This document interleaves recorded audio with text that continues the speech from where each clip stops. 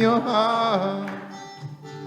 Put a little love in your heart. Everybody put a little love in your heart. All got children, put a little love in your heart.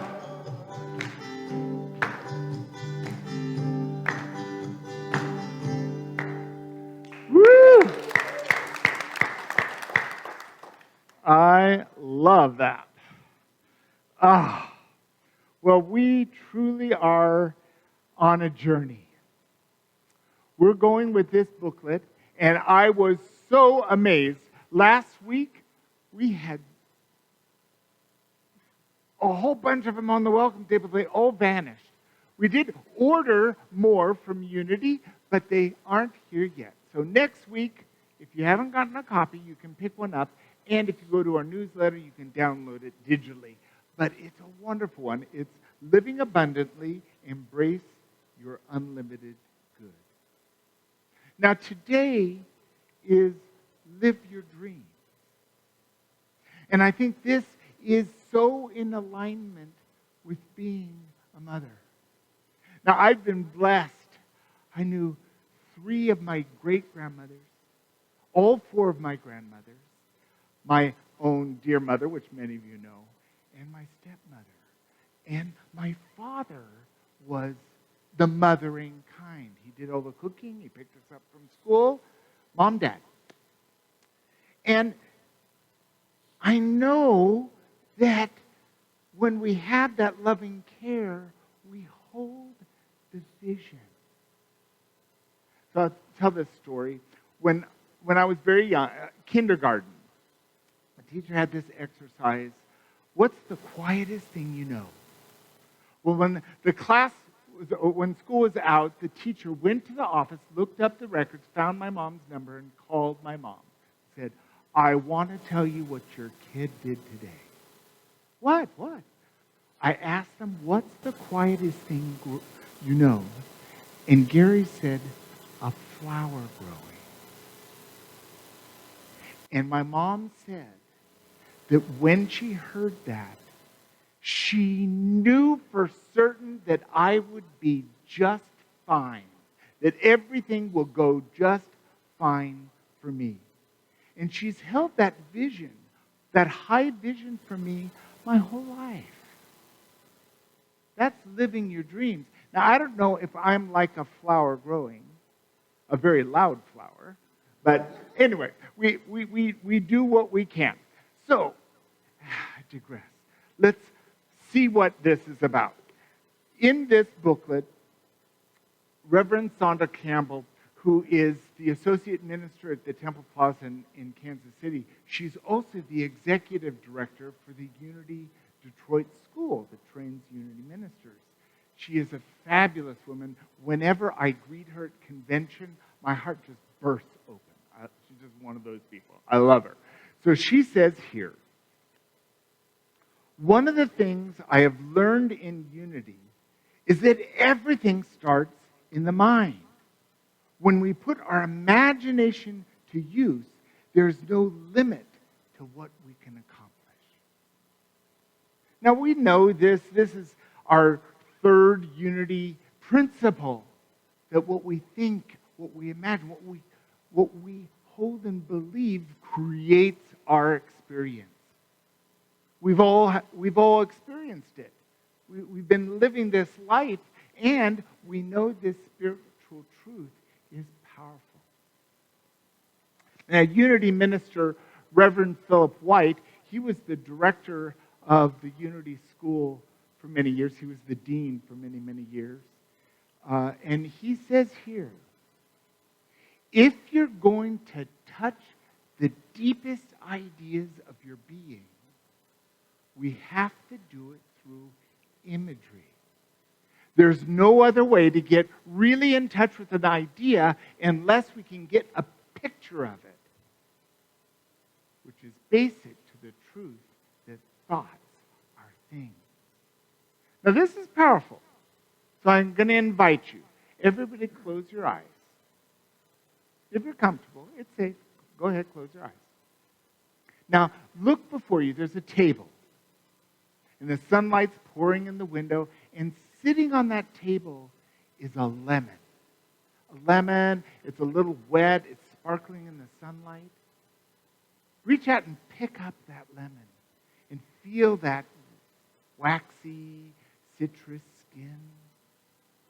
Now, go ahead, just like an apple, bite into that lemon, and that juice pours down your chin. It's so sour. Woo! It's powerful. Go ahead and take the lemon and set it back on the table, and then open your eyes. Did anyone not see a lemon? Did you all experience the feeling, the taste, the sensation of that lemon? Powerful. Thoughts are things. And when we can bring focus to what we're imagining, there's powerful. Now, is that lemon real? You bet it is. It is real in our imagination. And that's what we're calling for, and that's what we're seeing as a practice as we learn to live abundantly. I love Eleanor Roosevelt, wonderful former First Lady. She says, the future belongs to those who believe in the beauty of their dreams. Now, we can dream about anything, but why consciously dream about a nightmare? We can just leave those to other experience. But when we're in a productive part of living your dream, we want to choose those that uplift, that are part, that's going to add to our life, that's going to give significant presence to our life. Yes? So, now, what we're dreaming for may not be beautiful in the material sense, but the essence of it is beautiful. Like having all the time to do whatever we want to do.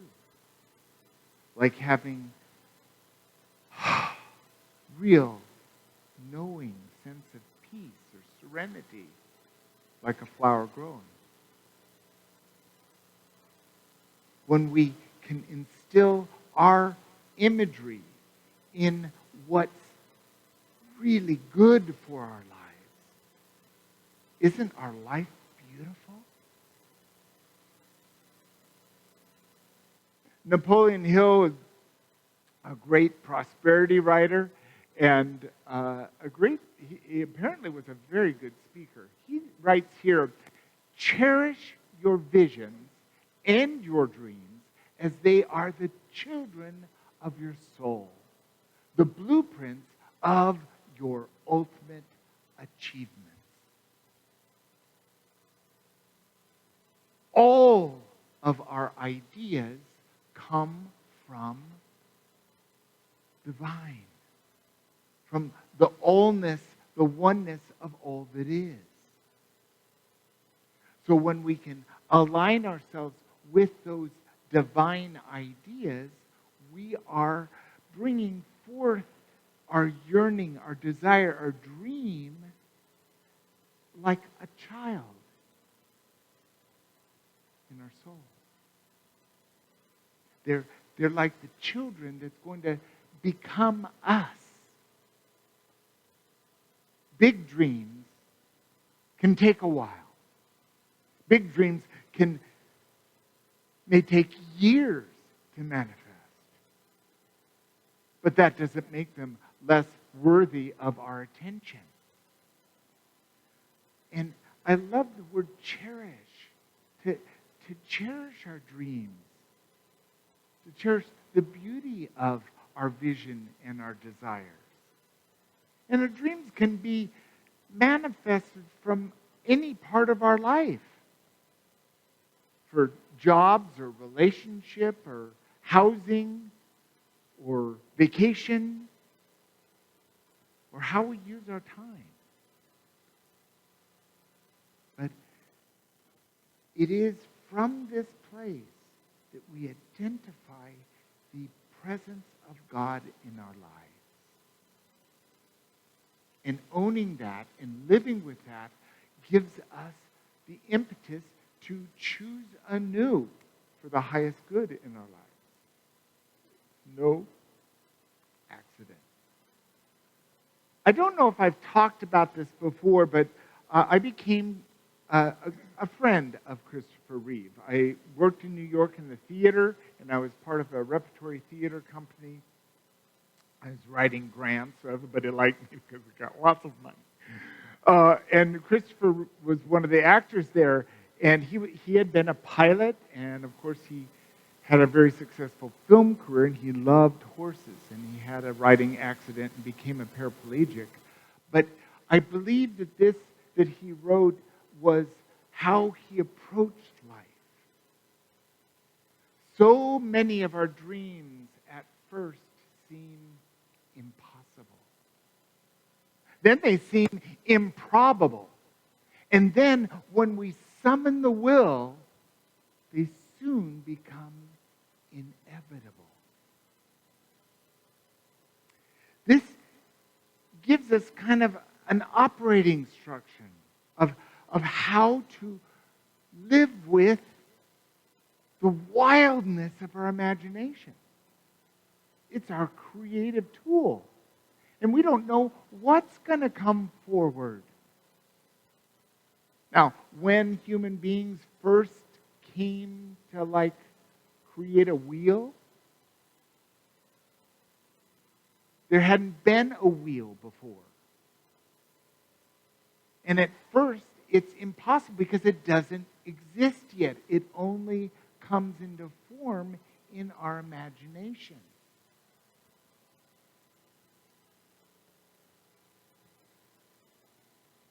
Exhibit chair. Does this look like a chair to you? Does it look exactly like every chair you've ever seen in your life? No! Because we vision new things over and over. Think of all the chairs you've ever seen or sat in. You're sitting in one right now. It's a long chair. That doesn't look anything like this chair.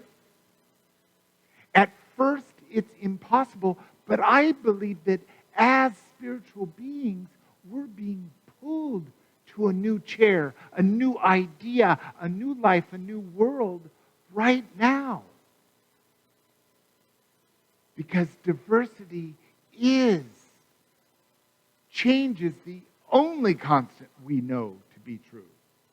Change, you can rest assured that change is the only thing you can truly accept. It's going to happen. At first, it seems impossible. But then it opens up. There's possibility. So that impossible becomes a maybe. And then it's just do it. Thank you, Chair. So this culminates to this scriptural passage, Luke chapter 1, verse 37. For nothing will be impossible with God. Nothing will be impossible with God. Because in God, in allness, all is possible. Now, in our human frame, there's certain things, I'm never going to have a baby. It's not going to happen. And it's not just because of my advanced stage. It's just not going to happen. Right, Emily? Yeah. But in God, there is no impossibility. That's why when we set our knowing in God, we open up a world in our imagination of possibility. So, how do we live our dreams? There's simple steps. First, we need to imagine it. That means we need to close our eyes and let our imagination go wild. See the possibilities. Change the color. If there was no creativity, every chair would look exactly the same. So imagine it. When those begin to coalesce into an idea, affirm it. Write it down 3 times a day. Say it morning, noon, and night. Affirm it. This is. And then become it. And becoming it means we begin to live it as if it was. And if you're an artist or an athlete, or you've ever done anything in your life that you're really good at, it's because you could feel it. You could taste it. You can see it. You can rock it all the way. And it already exists then because we become it. And that's when it becomes inevitable. So if we want peace in the world, we need to feel the peace. How does it feel to live in a world that's filled with peace? It's powerful if we want it. And then we care for it like a child of our soul. We can live our dreams and have the life we want right now by becoming it. And as Nike said, just do it. Thank you.